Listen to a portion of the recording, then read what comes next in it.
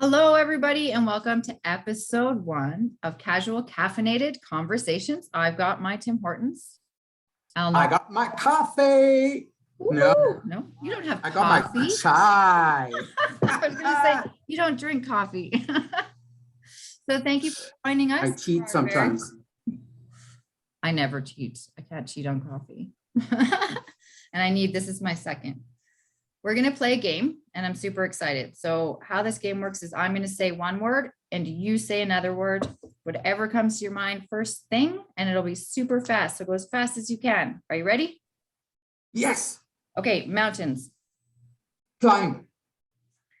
Community. People. Friendship. Love. Tick, tick. Life. Long. Mental illness. Journey. That's a great word. We're going to do journey.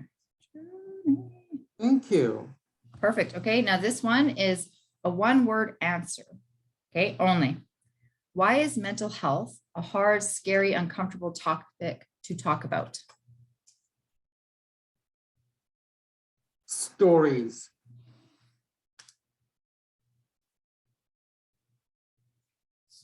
Now let's discuss that. Why are people's stories scary? Why is it hard to tell stories?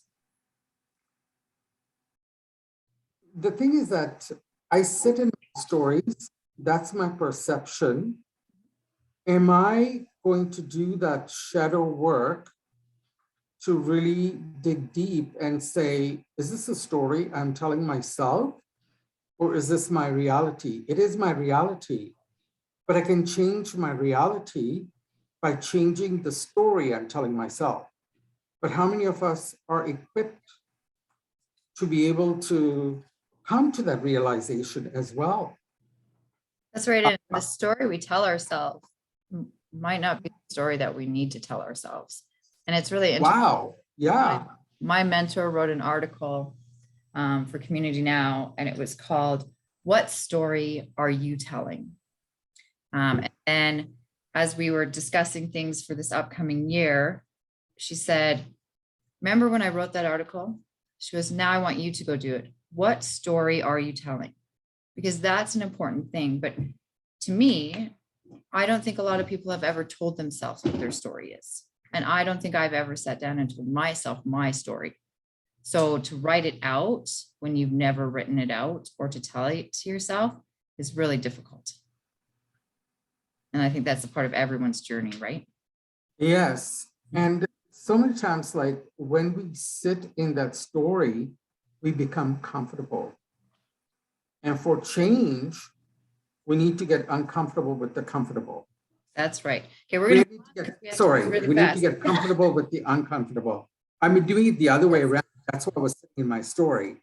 Yep. Now, the thing about this is just I'd like to share with you this one thing. The reason I have this backdrop is that this was the first time I had summited a mountain. This was way back in 2014, I believe. After that, I summited this mountain again. Both times I said I couldn't do it, and I needed the community to pull me up. And sometimes we are afraid to show our true selves because we're afraid of the judgment that what we judge others is how we are judging ourselves. Yeah, right? I find that that's really true. So how we judge ourselves, we project onto other people. Exactly, right? Mm-hmm. And so did I want to quit? Was this hard? Yes, it was. And when I came to the top, I looked at the trees that were massive. When I was at the bottom of the mountain, they were tiny, right? And from this horizon, I was able to look at down. It's like, connecting those dots is what we say. Yep. Are we then allowing to sit in our successes, or are we still sitting in our stories? That's right. Important topic. Stories. Yes, be the right? first word on our word board. Story. Woohoo, story. I love that. Me too. Story and journey. Yeah, perfect words, right? Boom. So how can someone ask for help when they don't know how to? What is one suggestion you would give to someone? I think it's a very hard one, and I'll tell you why. Mhm. Is that when we are sitting in our stories, and that is keeping on ruminating, sometimes finding that door where you'll be able to crack it open. And in that door that's cracked open, you will see the light. Mhm. But for you to get up takes your strength. And when we listen to stories of people who have overcome, like people always tell me, Alnoor, you're so inspirational. Mhm. Okay, you know, when I speak at conferences, when I do all of these, or when I attend conferences, what happens is like, I get that inspiration. Mhm. From that inspiration, if I don't act on it and get that perspiration, then what happens is constipation. I like that shuns, Yeah. right? Yeah. And like seriously, this is also what happens in my head. Mhm. I'm no different. But what I'm saying is that I need to get up to open that door. This week, I have made it a promise to myself while I'm self-isolating because my younger son is COVID positive Friday and Saturday last week. And I'm getting these tickles, and we get so many of these paranoias. We are fed with fear, and we sit into all of this muck. Yep. Where is that door going to open when we are swimming in all of this shit? Right. And how do we get out of the pile of shit? Exactly. Right. And So space. if we could change, if we I'm going to keep pushing it, if we could change the narrative, anybody, what's the one word or the one line that you would change the narrative around? Do. Why? Because you know what?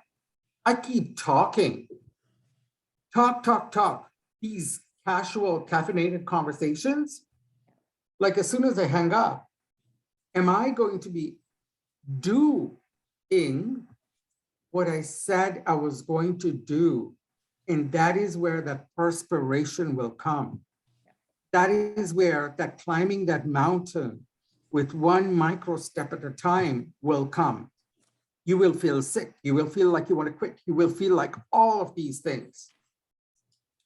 Have a community, and sometimes it is nurturing who you have in your tribe. That's right. And one of my biggest things is that for me to let go of things that no longer serve me, give me that anxiety of that attachment injury that I've suffered.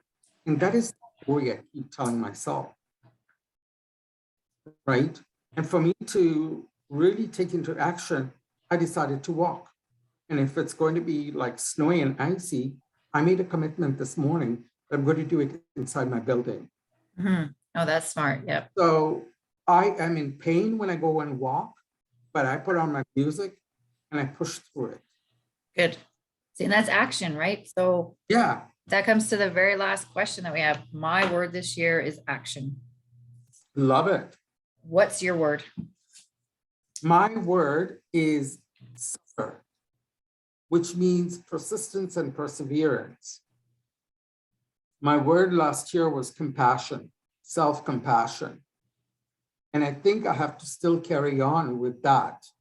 I think you have to take your words every year forward, right? Like you can't let the word go. So you just keep adding on so that you get better and better. And then the words that help us maintain going forward, which is really important. Yeah. My thing on LinkedIn is relentless architect of possibility. I can rah about other people all day, everybody's gifts. Yet, am I looking in the mirror long enough to stare?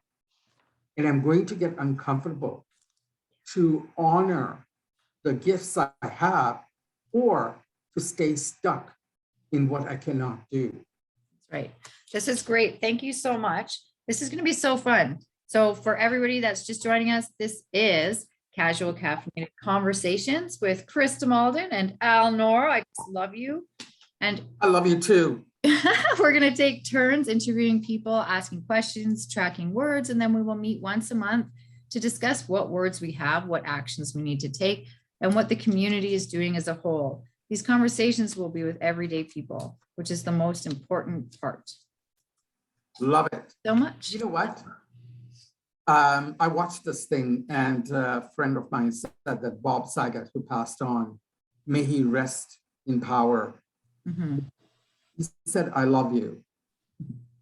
And at the end of each conversation, are we really saying, I love you? And when you keep saying that, you need to say that to yourself. So mad love, people. Mwah! Have a great weekend.